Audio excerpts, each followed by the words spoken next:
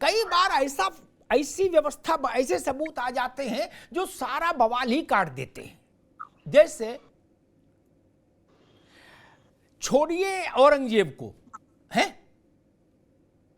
इस्लाम कब जन्मा है उसका तकमीना सामने। और मान लीजिए इसके अंदरूनी पश्चिमी दीवारों में जो प्रतीक चिन्ह बने हैं, ठीक, सर्वे में क्या होगा नहीं होगा कब रिपोर्ट आएगी, ठीक है, लेकिन जब वजू खाना सील नहीं हुआ था उस वक्त भी वीडियो रिकॉर्डिंग की थी लोगों ने जाके, तो कहीं दीवार पर कमल का फूल था, कहीं शंख था, कहीं चक्र था, कहीं पद्म था, ठीक।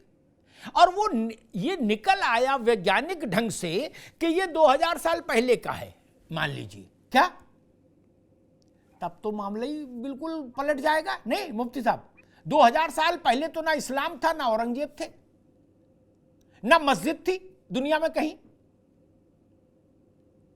मुफ्ती साहब जी जी, देखिए इसको इतिहास के पन्नों में जाने की जरूरत है। अहलियाबाई होलकर ने भी जब काशी का विस्तार किया था तो मंदिर और मस्जिद के लिए अलग अलग रास्ते बनाए थे। अहलियाबाई होलकर ने वो नहीं कहा जो आप कह रहे हैं, जो आप ज्ञान दे रहे हैं, आपके ज्ञान का जो है मैं हाथ जोड़ करके आपके ज्ञान का वेलकम करता हूँ और सही कहता हूँ कि आपका अपनी जगह ज्ञान होगा। मगर अहलियाबाई होलकर क्या कम हिंदू थी? उन्होंने मंदिर और मस्जिद के लिए अलग अलग रास्ते बनाए थे। उन्होंने मस्जिद के अस्तित्व को बाकी रखा था। और दीन मोहम्मद के केस में इलाहाबाद हाई कोर्ट ने क्या कहा था कि वो मस्जिद के अस्तित्व को माना था। अब मामला 2000 साल पुराना है, 3000 साल पुराना है, 4000 साल पुराना। मैं तो कहता हूं कि भारत की संस्कृति सदियों पुरानी है। हड़प्पा की सभ्यता और मेसोपोटामिया, ये दो सभ्यता दुनिया की सबसे पुरानी सभ्यता थी, जिसमें से भारत की एक सभ्यता है। अब मामला एएसआई के पास गया है, जाना दीजिए ये एएसआई क्या कहता है, अपने रिपोर्ट में क्या कह रहा। हम और आप माथा पच्ची करने के देखेंगे कि सुप्रीम कोर्ट में मामला है जी, ठीक बात। मैं रावत साहब के पास चलूंगा। एक बात जो मुफ्ती साहब ने कही उस पर जरूर कहूंगा।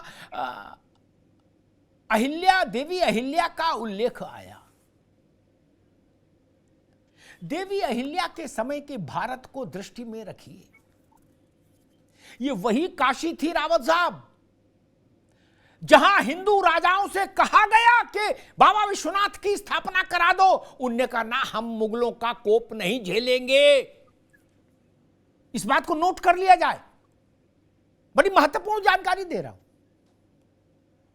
अहिल्याबाई भी इतना तो करा गई कि भाई ठीक है बाबा विश्वनाथ स्थापित हो जाए, लेकिन अहिल्याबाई होलकर ये नहीं कर सकती थी उस दौर के भारत में कि मस्जिद हटाओ ना। जिले इलाही मां बदौलत बैठे थे, ठीक है ना,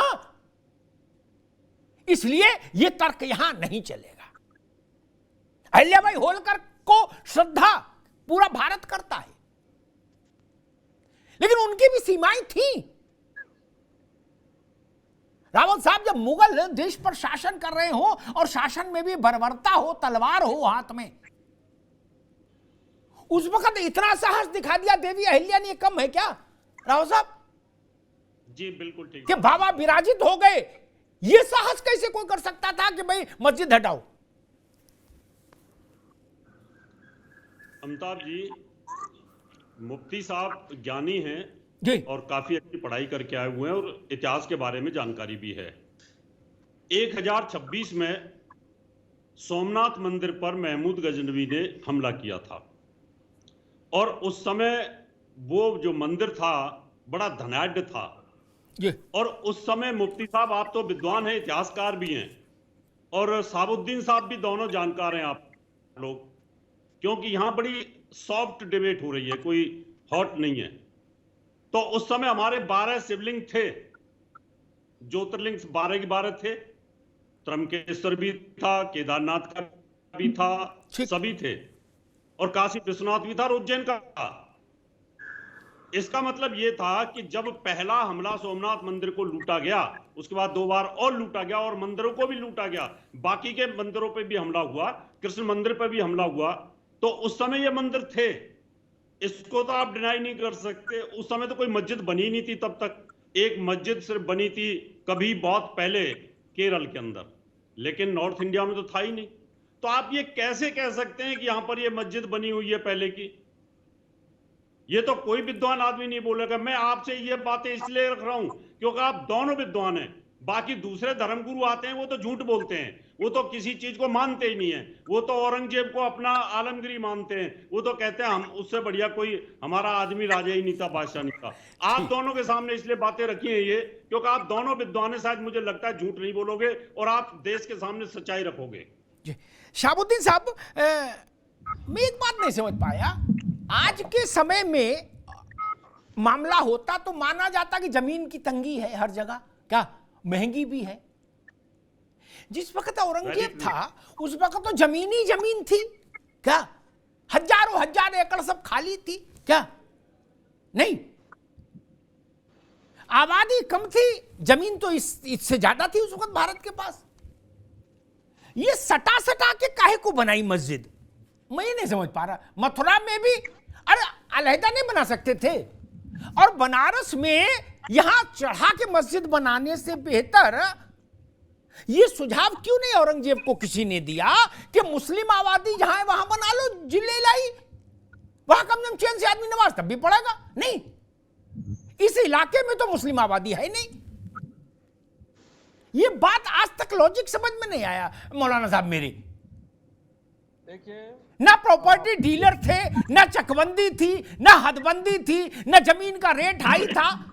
चढ़ा चढ़ा काहे को बनाई? जब ट्रेन खाली होती है तो सब लोग एक एक सीट पे अकेले बैठते पैर फैला के, नहीं एक ही की गोद में 4 क्यों बैठो? शहाबुद्दीन साहब, ये आपका सवाल जो है वो वाजिब है जी। और बहुत अच्छी बात आपने कही है। जी। उसका जवाब ये है कि जो पिछले मुस्लिम बादशाह थे, उन बादशाहों के हिंदुओं से और यहाँ के रहने वाले आबादी में जो बुद्धिस्ट थे और भी जो जैनी थे, उन लोगों से बहुत अच्छे रिश्ते थे। और ये इतने अच्छे रिश्ते थे कि राजा महाराजा की जो है वो वहाँ की लड़कियां जो है वो महलों में बाज़ाब्ता तौर पर शादी ब्याह होते थे, रिश्तेदारियां होती थी, और इस रिश्ते को और मजबूत उन्होंने किया। तो इसी के तहत ये जो मस्जिद के पास में मंदिर और जगह जगह भी देखें, कई जगह पे इस तरीके से हैं, तो उन्होंने हिंदू मुस्लिम इत्तेहाद की एक मिसाल पेश की है। और खास तौर पर ब्राह्मण खानदान जो बनारस का है, और वहाँ की एक लड़की शकुंतला थी, उसने इंसाफ मांगा औरंगजेब आलमगीर से। वहाँ औरंगजेब का जो कोतवाल था इब्राहिम नाम का, उसकी नजर उसके ऊपर खराब थी और वो उससे शादी करना चाहता था, जबरदस्ती से करना चाहता था। तब फिर वो ब्राह्मण खानदान की वो महिला, वो खातून दरबार में, औरंगजेब के दरबार में हाजिर होती है और इंसाफ मांगती है। और औरंगजेब कहते हैं कि बेटी तुम जाओ घर, इत्मीनान से रहो और तुम्हारे साथ में इंसाफ किया जाएगा। उसके बाद में औरंगजेब दिल्ली से चलते हैं, बनारस आते हैं, भेष बदल के बनारस आते हैं सब जगह। फिर उसके बाद में इंसाफ मिलता है, इंसाफ देते हैं, फिर वो उस ब्राह्मण खानदान के घर ठीक है बैठ करके कहते हैं कि जिस दिन से तुमने मुझसे इंसाफ की बात कही और मैंने तुमसे वादा किया है, उस दिन से न मैंने खाना खाया है, न पानी पिया है, और न मुझे सुकून इत्मीनान हुआ है। आज मैं इंसाफ दे करके तुम्हारे साथ में मैं अपने आप को बहुत मुतमईन पाता हूँ। उसके बाद फिर ये इस तरीके से जगह जगह हिंदू मुस्लिम इत्तेहाद के तौर पर मस्जिद। ठीक है मौलाना साहब ने जो बात कही, मैं नीति शर्मा आपके पास आ रहा हूँ, लेकिन एक बात जरूर कहूंगा, मुगलों के बारे में ऐसा प्रचार बंद कर दो।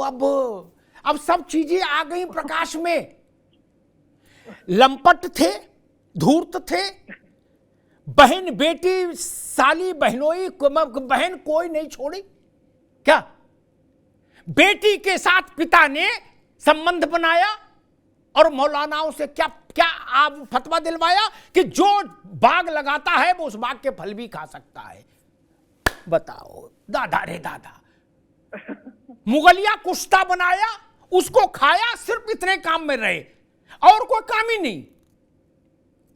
बाकी काम बाद में, जहां गए वहां रेड लाइट एरिया पहले बसाया, बोले भाई इधर आने दो। गलत कह रहा हूं क्या? इसलिए ये छोड़ दीजिए कि वो भूखे रहे। बहन की लड़की, चाची की लड़की, मामा की लड़की, अपनी लड़की कोई बची नहीं। और जिनके लिए कहा जाता है कि शाहजहां वो बहुत भारी इश्क मोहब्बत की मिसाल थे, उन्होंने अपनी बीवी को जब दफनाया उसके हफ्ता भर के भीतर उसकी छोटी बहन से निकाह कर लिया। और लोग इस कहानी हमको समझाते हैं कि शाहजहां तो बहुत दिन तक पागल हुआ घूमता रहा, रोटी नहीं खाता था दुख में, कहता था नूरजहां मुमताज मुमताज। ये सब बंद करिए, इन सब का कोई अर्थ नहीं। मुगल कोई बहुत सोफिस्टिकेटेड लोग नहीं थे मित्र। क्या ये झूठ है कि उनके समय के एक इतिहासकार ने लिखा, मुफ्ती साहब अभी नहीं, एक उनके समय के एक इतिहासकार ने लिखा कि औरंगजेब गया दक्खन जब, तो उसके साथ जो सिपाही थे उनको रास्ते में प्यास लगी तो उन्होंने अपने साथ चलने वाले घोड़े के गले की नस काटी और उससे उसके रक्त को पीकर प्यास बुझाई। ये थे मुगल। आप बता रहे हो ये बांसुरी बजाते थे, बड़े भारी सांस्कृतिक थे, वहशी थे, लुटेरे थे, दरिंदे थे। वो क्या न्याय देंगे आलमगीरी? हिंदुस्तान में लाखों महिलाएं उनके चलते जौहर कर गई, इन्हीं लोगों के चलते। वो बता रहे महिला को न्याय दे दिया और भूखे रहे औरंगजेब। औरंगजेब ने फकीरों को अपने दरबार में बुला के, मौलाना साहब जिम्मेदारी से कह रहा हूं, उनके पैसे छीन लिए, भिखारियों के पैसे छीन लिए। ये कैरेक्टर था। छोड़िए, जाने दीजिए, औरंगजेब पर क्या बहस करना। नीति जी, मसला ये मैं आज तक ये नहीं समझ पाया, अयोध्या के समय भी मैंने ये प्रश्न उठाया था कि भैया जब जमीन अफरात में थी, यानी खूब थी, थोड़ा दूर हट के नहीं बना लेते? आप भी चैन से करते अपना नमाज, दूसरा भी पूजा पाठ कर लेता। चढ़ा चढ़ा क्यों बनाया? जब ट्रेन खाली थी तो एक S1 में बैठो, एक S2 में बैठो, कि एक ही गोद में सब बैठोगे? यह रहस्य आज तक मैं नहीं समझ पाया, ना मथुरा में, ना बनारस में और ना अयोध्या में। नीति जी।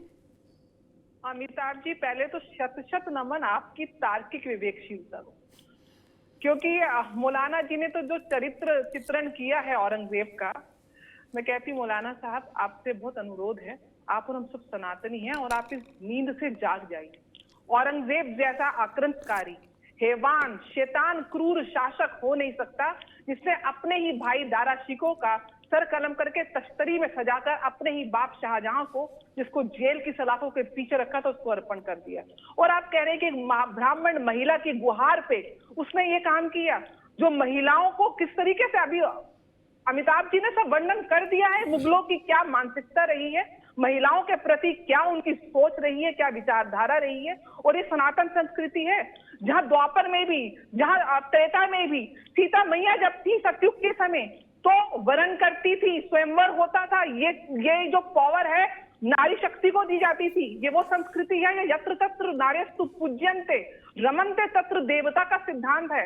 यहाँ लक्ष्मी का आह्वान होता है, सरस्वती का होता है, अन्नपूर्णा का होता है, दुर्गा का होता है, और वहीं काली और चंडी का भी होता है।